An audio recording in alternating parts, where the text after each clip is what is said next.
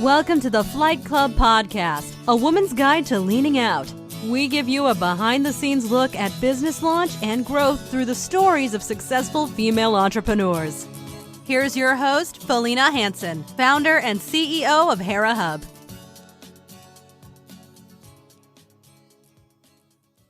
Hello and welcome. I am really excited to speak with Aireka Harvell today. She is the CEO of Nodat, Inc., a mobile marketing technology startup designed to help small and medium businesses drive new and repeat customers locally.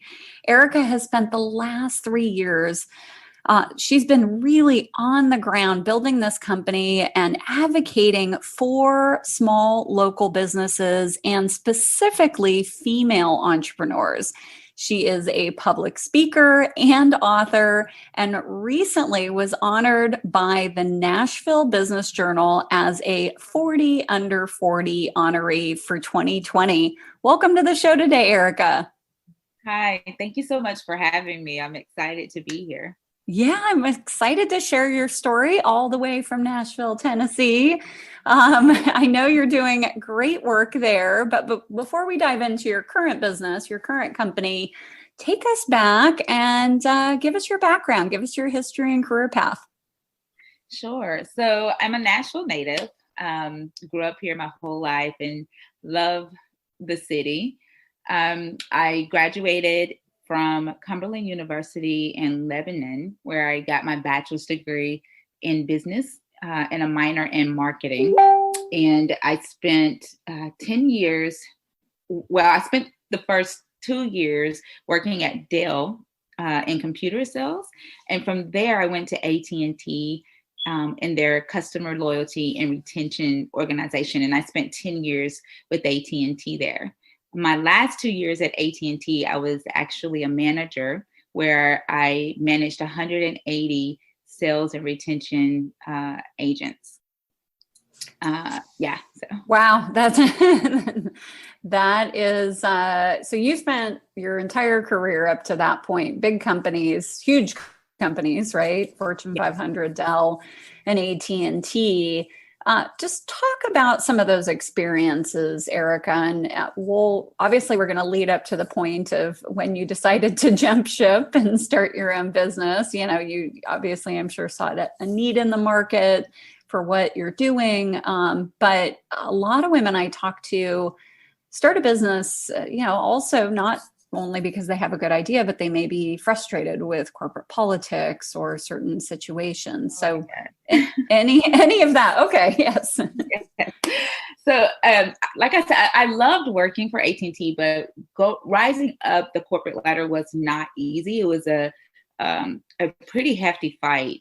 I was, one of those people who was always wanting to learn. My goal was to, move up into becoming VP of that organization.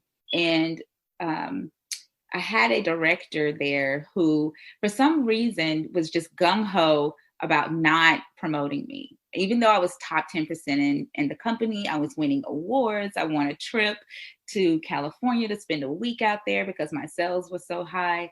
But she was just so gung-ho, against advancing me further in the company. And she literally told me to my face that I was not leadership material. And, why, sorry to interrupt, Aireka, but what do you think was going on there? I think she felt threatened. I think she felt threatened by me. It was the crazy thing about it is when she ended up getting let go, and I ended up throwing her going away party because no one in the office wanted to. And because she was that mean to her employees, that, she wasn't the type of leader who actually poured into, the talents of her employees. She was threatened by them. And I actually did not get promoted under her leadership. It was the new director who came in within 2 weeks, stopped by my desk and said, "Hey, I want to talk to you." And he gave me the opportunity. And that's because when he first came in, I sent him an email and to let him know what my ambitions were for the company, and introduced myself. And I let him know, what my goals were and what I had already done under the old leadership. And so within 2 weeks, he gave me my first shot. But I think she was threatened by anyone who she thought, could possibly threaten her position. Yeah, I hear women talk about this all the time, and it's so interesting. I never spent any time in big companies. I spent my 20s working for startups and then been an entrepreneur ever since. But I hear so many women talk about this corporate ladder at these larger companies, and women really not supporting women in a lot of cases. So many women I talk to, I'm like, I'd rather work for a man than a woman. And that's just breaks my heart that is a thing. Yes. And I think it's, when you're dealing with a underrepresented group of people, whether it's women or, Black people or LGBTQ, the competition is really fierce when an opportunity opens. And so, unfortunately, it feels like we don't have the luxury to support each other because we're all trying to get to that opportunity that has finally opened up. And I don't think a lot of us realize that we're even doing that. Yeah. Well, hopefully that continues to change over the years, and through the work that you're doing and I'm doing of really showing women, supporting women, hopefully that will filter back into corporate someday. Yes, I can see it already happening, especially around the startup industry, that the ecosystem that's already changing. More opportunities are coming, more people are wanting to, support and help each other. It's a learning process, and I've definitely seen some growth. Good. I'm glad to hear it. So let's narrow down, your time at AT&T. You have a new director, you get promoted. What did that timeline look like until you decided to exit, and what were some of those factors? So it was 2016 in September when I got the idea for Nodat. And I still at that time had no plans whatsoever to leave AT&T. I was still on my corporate plan. And my son came running into my room, and he was pretty upset because his friends were teasing him on Snapchat because they were all at a water park and it was the last day of summer and he couldn't go. And he ran into my room. He's like, "Mom, did you know there was a new water park in Murfreesboro?" And I looked at him, was like, "No." I said, "How did you find out about it?" And he said, "My friends," he said, "they're teasing me on Snapchat because it's the last day of the summer and we're not going to be able to go." And so I started calling my friends. I was like, "Have y'all heard of this water park in Murfreesboro?" And the majority of them had not heard about it, but one person. And so I asked her, I was like, "Why didn't you post anything on social media? Like, that's where everybody gets their information nowadays." And so I started thinking to myself and talking to my son. I said, somebody needs to create an app that rewards locals for sharing the cool things they find locally and call it Nodat. And he said, "Why don't you make it?"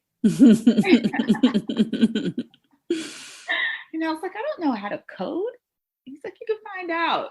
And so I literally spent a week, downloaded Xcode, spent a week trying to code my own app. And I got so frustrated with it that I started researching developers online. And I found a company in India and started working with them. And I worked with them for a year on building the app and launching the app before I left AT&T. So I left in October of 2017.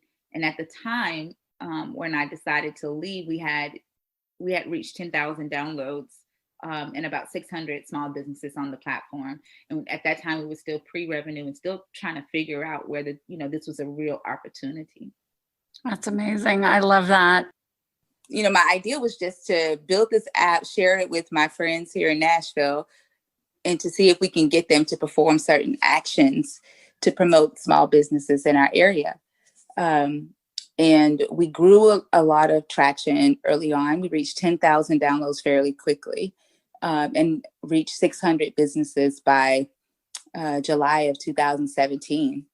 And well, in July, so I'm a very spiritual person. So I do nothing without praying first.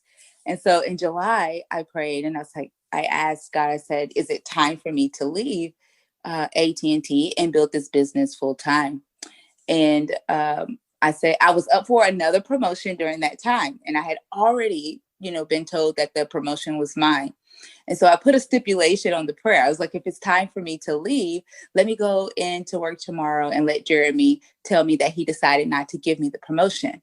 And so I get to work the next morning and I'm at my desk and Jeremy walks and taps me on the shoulder and he goes, can I see you in the office? And when I get to his office, he says, I decided not to give you the promotion. And my mind I was flabbergasted. I couldn't understand why. And he said that they went with someone who wasn't as likable in the office. Yes. He said everybody likes you and we just don't think that you'll be able to manage them in this type of role because you're so likable. And I went back to my desk and I was just so upset. I had forgotten that I had prayed that prayer. And then the next day, I remembered the prayer and I said, okay, so it's time for me to leave. The next day I go in and I put my 2 weeks notice in and everybody started sending me messages. We had this chat called Q Chat. And the box of stuff, which is something that I created while I was there at AT&T. The box of stuff is what we use to access our resources pretty quickly and chat throughout the center. And so they started sending me messages saying, no, you're just upset. Don't do it. One of my coworkers came to me and she said, it's not your time. She said, you have children. It is not your time to dream. It is your children's time. And so I pulled back and I took my 2 weeks notice away and I stayed another 3 months. What? Wait, yes. Okay, hold on. Somebody came and told you it's not your time. Yes. Told me that I was being selfish. Oh my gosh. Said it was about my children. They said, you make $100,000 a year. You have great benefits. There is no reason for you to leave. These jobs are hard to come by. Like they really laid it on thick. My mom she told me not to leave. She was like, think about it more. Like everybody was against me leaving this job. Like, and here I am. So, and just to paint the picture as to why, and I completely understand, where they were coming from because I was a single mother of 4 small kids. Oh my goodness. Yes. And I had, recently been divorced, came out of a very verbally and physically abusive marriage. And I went, was able to come from that to this. And they were so proud of where I was. And so was I. I had just built a 5-bedroom home. And so they were like, do not do this. Like you are not thinking rationally. And so I took their advice and I stayed for another 3 months. And my, it's still, working on the business and working at AT&T during the day, my, it just didn't sit right with me. It was hard and it didn't make sense to me. And so I prayed again and I said, okay, I know you're not the author of confusion. So I'm going to ask you again, if it is time for me to leave and build this company, I will know by the end of this week. And so that Wednesday, my accountant called a meeting. At that time, I had a different co-founder. He called a meeting and he said, listen, he said, it's time for you to go full time. He said, you cannot be working for AT&T during the day when your target customers are open while you're at AT&T. And so we had an investor at that time that said that he would invest $40,000 for me to leave my job full time and work on building the company. And so I went back to work after that meeting and I put my 2 weeks notice in and I left. Wow. I stuck to it that time. Oh my goodness. And what did that feel like, Aireka, that day you walked out for the final time? Oh, didn't feel good. Like I thought that I was, because they were really Wait, my there was no family. Jerry Maguire moment? No, no, like I was excited for what was to come. But I've been there for 10 years. They were my family and still are. Like when the bombing happened on Sunday, on Friday on Christmas, my mind automatically went to, my family that still works for AT&T. Yeah. And thinking about all of them, they were texting me, letting me know that, what the company is saying, like when did they go back to work and all of this stuff. So like, it's almost as if I'm still there. Because that's just how tight knit we are there. So it hurt to leave. But I was excited to see, the fact that one, I was a Black woman building a tech company, and it wasn't something that we see every day. So I was proud of that. And that gave me more strength to walk out the door.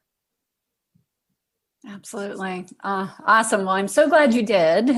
Thank you. And I think it's a bit ironic that looks like one of your next moves was nesting in the Nashville Entrepreneur Center, and you participated in the in-flight accelerator. Yes. So talk about how you came to the Nashville Entrepreneur Center, your work there. You also co-founded a group within that umbrella, it looks like. So talk about that a bit. Sure. So I actually learned about the Nashville Entrepreneur Center from the SBA. I had started participating in the SCORE program because I had no idea how to build a business, although I had a business degree. So when I went to SCORE, my SCORE mentor connected me with someone at the Nashville Entrepreneur Center. And from there, I just started talking to advisors, hanging out around the center, really connected with Jeremy Rowley, who is now the program manager there. And he, told me about in-flight. I applied to in-flight and actually got in. So I was like one of the first classes to actually go through and graduate from the in-flight program. While I was in the in-flight program, I met another founder named Shawnee Jackson Dow, who's also the founder of POSIP. She's also the first Black female in Nashville to reach $1 million in venture funding. And we came together with another founder named Kip Koske-Bagut, and we decided to create a event called Twin Day, which focused on Black and Brown founders and connecting them with entrepreneurial resources and networks in the Nashville area. Our goal was to diversify the Nashville entrepreneurial ecosystem and make it more inclusive. Well, that event went so well that we had investors telling us, you need to turn this into an accelerator. And we talked to the CEO of the Nashville Entrepreneur Center, who at that time was Michael Brody Waite. And we've now graduated 2 classes from Twin Day. That is awesome. That's so exciting.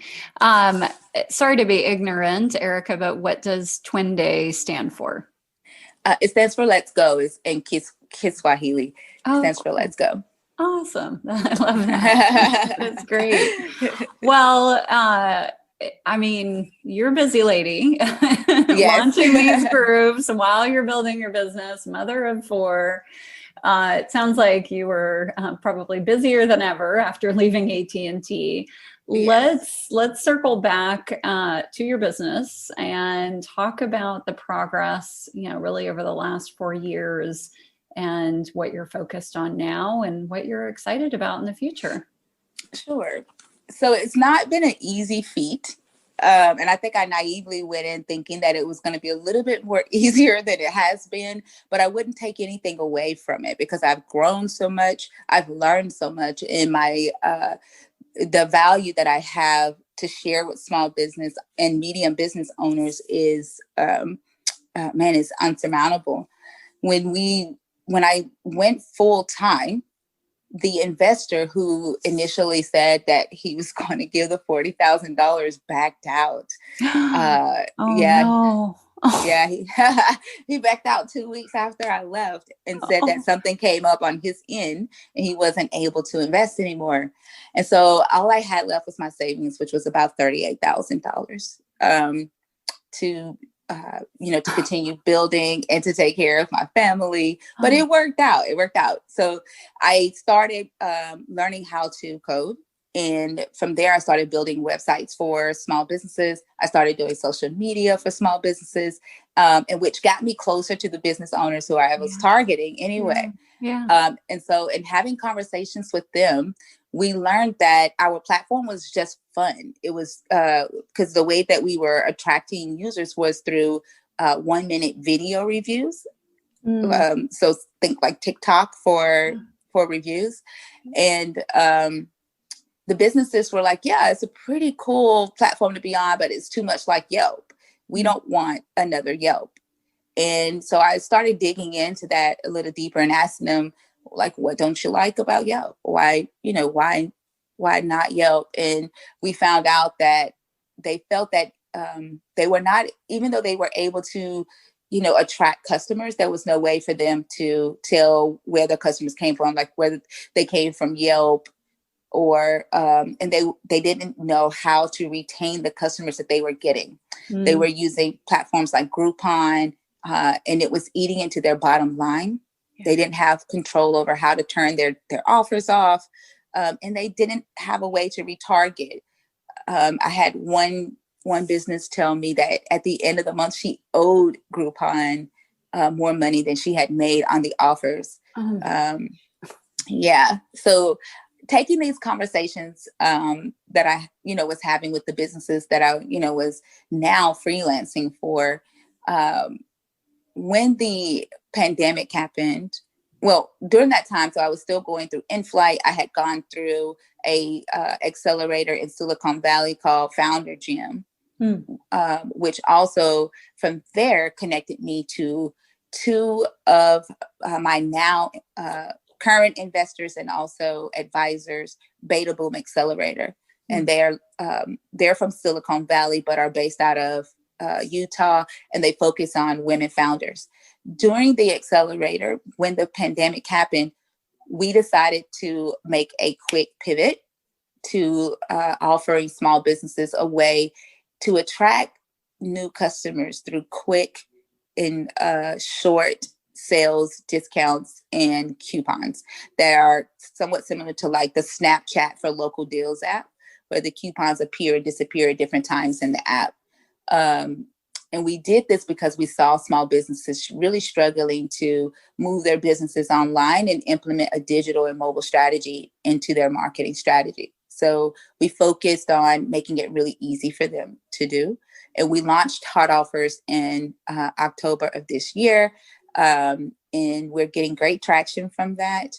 And that's where we are. That's where we are right now. But everything that I've learned from the day that I left AT&T, with going through that tragedy and having to pivot to figure out a way to bring money in while I build, it actually added more value to our business and helped me see that, there was this bigger opportunity there. Absolutely. Oh my goodness. So Hot Offers is what you're focused on moving forward. Just talk a bit about what that looks like, in this upcoming year, 2021, what your plans are. Sure. So building upon Hot Offers, we'll continue to build that customer base and move our existing customer base of we have 1,500 businesses on the old platform. And so right now we're moving, our goal is to move over a quarter of them to the new platform and onboarding them. And then in 2021, we will reintroduce an updated version of our video reviews with a twist. So while working at AT&T, I was also afforded the opportunity to work on the American Express Plenty Loyalty program. Do you remember that program? I don't know that program. Tell us about that. Sure. So it was a loyalty coalition type program that American Express put together where AT&T and 7 other major companies were a part of this program. So basically, our users, whenever they paid their phone bill, they would get a point for every dollar of their phone bill, and they could spend those points with any of the 8 businesses within this coalition. And so I was able to work on that program, work with American Express on how to grow the signups, and we grew that program to 50 million subscribers. Well, I know why the program was successful with growth, but why users were not redeeming their points. And because I was right there on the front lines. And so we took that concept. And so in 2021, around Q2 of 2021, we will introduce a loyalty coalition program for small businesses in a local area. So we'll use this coalition type program to incentivize consumers to perform certain actions to help market the small business. So for instance, if you were to check into a local coffee shop, you would get a notification on your phone that says, hey, start the points redemption process and check in and earn 25 points or whatever points the business is offering for that action. And once you accept that, then the business may say, hey, create a 15-second video review of you trying our new peppermint mocha coffee and share it to social media to earn 300 Nodat points. And you have 48 hours to complete that action in case you want to get really creative with it. And once that action is completed, the points are uploaded to your Nodat wallet, and you can spend those points to redeem any offer on our platform, which will be our VIP offers. And so that's what we will be introducing in 2021. I love that. That's so needed because these businesses are relying oftentimes on their employees to, make that offer, get them involved, have them sign up for their loyalty program. And that fails so many times. And especially now with the way we all operate through COVID, that experience of coming up to a register and getting your coffee is completely different than it used to be. So that's awesome. That's great. I love it. Well, you have so many, it just sounds like so many opportunities, amazing things on the horizon, Aireka. I'm excited for your business. I'm excited to connect with you. Thank you so much. I was excited and honored to be a guest. Awesome. Thank you so much. Awesome. Yeah. And Aireka, if our listeners want to reach out to you, they want to get in touch with you, what's the best way for them to do that? Sure. You can find me on LinkedIn. My LinkedIn is Aireka Harvell, or you can go to our website at nodatplace.com. Perfect. Awesome. Thank you so much for your time today. I really enjoyed our conversation. You're so very welcome. I enjoyed it as well. Happy New Year. Thank you for joining this week's episode of Flight Club, sponsored by Hera Hub. We look forward to sharing more success stories with you soon.